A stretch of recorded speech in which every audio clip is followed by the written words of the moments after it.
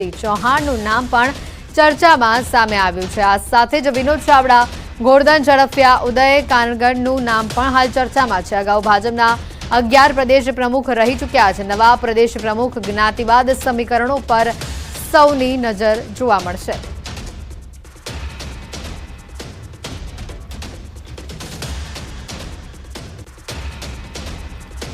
ત્યારે વધુ માહિતી મેળવીશું। ગૌતમ અમારી સાથે જોડાયેલા છે, સંવાદદાતા ગૌતમ। જે રીતે વાત કરીએ, ખાસ કરીને CR પાટીલને હવે કેન્દ્રમાં સ્થાન મળી ગયું છે અને જેને લઈને તે બાદ મોટો સવાલ એ ઉભો થાય છે કે હવે પ્રદેશ પ્રમુખ કોણ હશે અને ઘણા નામો પણ ચર્ચાઈ રહ્યા છે।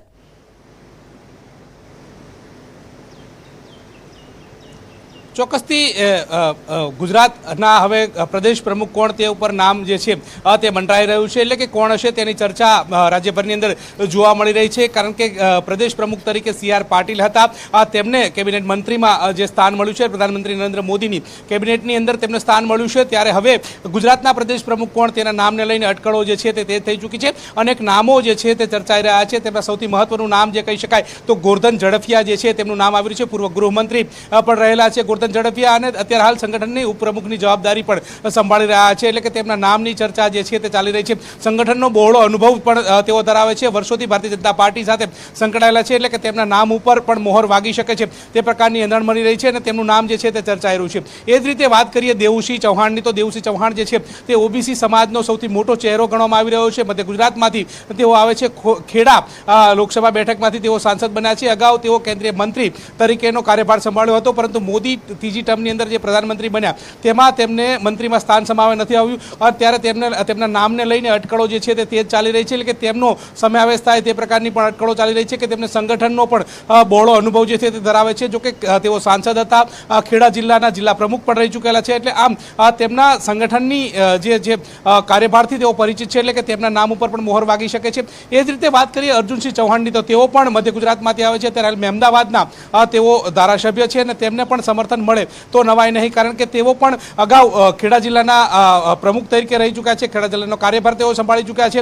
એટલે કે તેમના નામને પણ મોહર વાગે તો નવાય નહીં। સંઘનો માંથી તેઓ આવે છે, અગાઉ કેબિનેટ મંત્રી પણ પાટીલની જે કાર્યકાળ દરમિયાન તેઓ રહી ચૂક્યા છે, એટલે કે ભૂપેન્દ્ર પટેલની સરકારમાં કેબિનેટ મંત્રીનો પણ હવાલો તેમને સંભાળ્યો છે, એટલે કે તેમના નામ ઉપર મોહર વાગે તો પણ નવાય નહીં, એટલે કે તેમનું નામ પણ ચર્ચાઈ રહ્યું છે। એ જ રીતે વાત કરીએ અત્યારે હાલ સૌથી હોટ ફેવરિટ નામ ગણવામાં આવે OBC સમુદાયમાંથી તો મયંક નાયકનું નામ જે છે તે ચર્ચાઈ રહ્યું છે। મયંક નાયક રાજ્યસભાના સાંસદ છે, તાજેતરમાં જ તેમને રાજ્યસભામાંથી દિલ્હી મોકલવામાં આવ્યા છે અને તેમની પકડ પણ સારી છે। OBC મોરચાના તેઓ મહામંત્રી હતા, ત્યારબાદ ઉદય કાનગડ ધારાસભ્ય બનવાની સાથે તેઓને OBC મોરચાના જે પ્રમુખ જે છે તે બનાવવામાં આવ્યા હતા। OBC મોરચાના પ્રમુખ તરીકેનો કાર્યભાર સંભાળી રહ્યા છે। સાથે સાથે ગાંધીનગર લોકસભા, સાથે સાથે જે અમદાવાદ સહિતની જે લોકસભા જે છે તેમનો ક્લસ્ટર ઇન્ચાર્જ તરીકેની કાર્યભાર જે છે જવાબદારી પણ સોંપવામાં આવી હતી। આમ સંગઠનમાં તેઓ વર્ષોથી કામ કરી રહ્યા છે, યુવા મોરચાથી તેઓ સંગઠનની અંદર આવે છે, એટલે કે તેમના નામ ઉપર પણ મોહર વાગે તો નવાય નહીં, તેમનું નામ પણ ચર્ચાઈ રહ્યું છે। એ જ રીતે સૌરાષ્ટ્રની વાત કરીએ તો સૌરાષ્ટ્રમાંથી ઉદય કાનગડ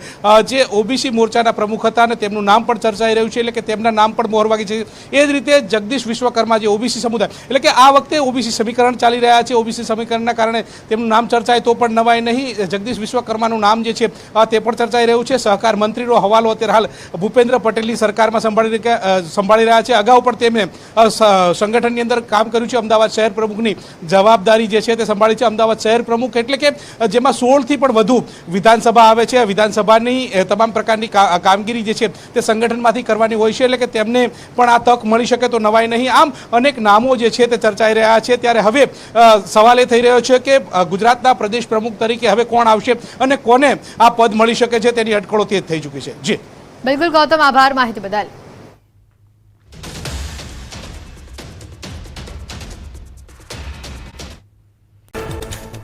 દેશમાં ચોમાસાની એન્ટ્રીની સાથે હવામાને બદલ્યો મૂડ। દેશમાં એક સાથે 4 સાયક્લોનિક સર્ક્યુલેશન સક્રિય થયા। ઉત્તર અને ઉત્તર પૂર્વમાં 3 સાયક્લોનિક સર્ક્યુલેશન અને પશ્ચિમમાં 1 સાયક્લોનિક સર્ક્યુલેશન સક્રિય થયું। હાલમાં એક વેસ્ટર્ન ડિસ્ટર્બન્સ પણ સક્રિય થયું। દક્ષિણ ભારતમાં સિયર ઝોન સક્રિય થયું। અરબ સાગરના ભેજવાળા પવન સહિત 2 પવન ભેગા થવાથી સિયર ઝોન બન્યો। હાલ મુંબઈ સહિત દેશના વિસ્તારોમાં વરસાદી માહોલ છવાયો। ગુજરાતના ખેડૂતો માટે મહત્વના સમાચાર। ગુજરાતમાં કોઈ પણ સમય થઈ શકે છે ચોમાસાની એન્ટ્રી। ગુજરાતથી માત્ર 100 કિલોમીટર દૂર છે ચોમાસું। 24 કલાકથી દક્ષિણ ગુજરાતમાં છવાયો છે વરસાદી માહોલ. ગુજરાતના 14 જિલ્લામાં આજે મધ્યમથી સામાન્ય વરસાદની છે આગાહી. થંડરસ્ટોર્મ એક્ટિવિટીની સાથે વરસાદ થઈ શકે છે. વીજળીના કડાકા ભડાકા સાથે ખાબકી શકે છે વરસાદ. 30 થી 40 કિલોમીટરની ઝડપે ફૂંકાઈ શકે છે પવન. રાજ્યમાં વરસાદી માહોલ છવાયો. 24 કલાકમાં 72 તાલુકામાં પડ્યો વરસાદ. સૌથી વધુ તાપીના ડોલવણમાં 4.5 ઇંચ વરસાદ નોંધાયો. વાલોડમાં 3.5 ઇંચ વરસાદ ખાબક્યો. ધરમપુર અને બાબરામાં 3 ઇંચ વરસાદ નોંધાયો. કપરાડા અને ક્વાંટમાં 2 ઇંચ વરસાદ પડ્યો. લાઠી, વાંસદા અને ઉમરપાડામાં 2.5 ઇંચ વરસાદ પડ્યો. તિલકવાડા, નેત્રંગ અને વ્યારામાં 1.5 ઇંચ વરસાદ નોંધાયો. નાંદોદ, ખેરગામ, જાંબુઘોડા, શિનોરમાં 1 ઇંચ વરસાદ નોંધાયો. અમરેલીના બાબરામાં 2 કલાકમાં 3.5 ઇંચ વરસાદ. પ્રબોડા ગામની સ્થાનિક નદીમાં આવ્યું ઘોડાપુર. સુખનાથ મંદિર પાસે સ્થાનિક બોકડાના પાણી પ્રવાહમાં બોલેરો ગાડી તણાઈ. મામલતદાર, પોલીસ અને ફાયર વિભાગ સહિત ટીમ ઘટનાસ્થળ પર પહોંચે. ફાયર વિભાગની ટીમે બોલેરો ગાડી પાણીમાંથી બહાર કાઢી. બોલેરો ગાડીમાં 3 થી 4 વ્યક્તિઓ હોવાનું અનુમાન. લાપતા વ્યક્તિઓની શોધખોળ શરૂ કરાઈ. અમરેલીમાં બાબરામાં તણાયેલા એકનો મૃતદેહ મળ્યો. ત્રબોડા ગામની સ્થાનિક નદીમાં ઘોડાપુરમાં 3 થી 4 લોકો સાથે તણાઈ હતી બોલેરો કાર. માહિતી મુજબ બોલેરો ચાલક રાજસ્થાનનો હોવાનું સામે આવ્યું. અન્યોની શોધખોળ યથાવત.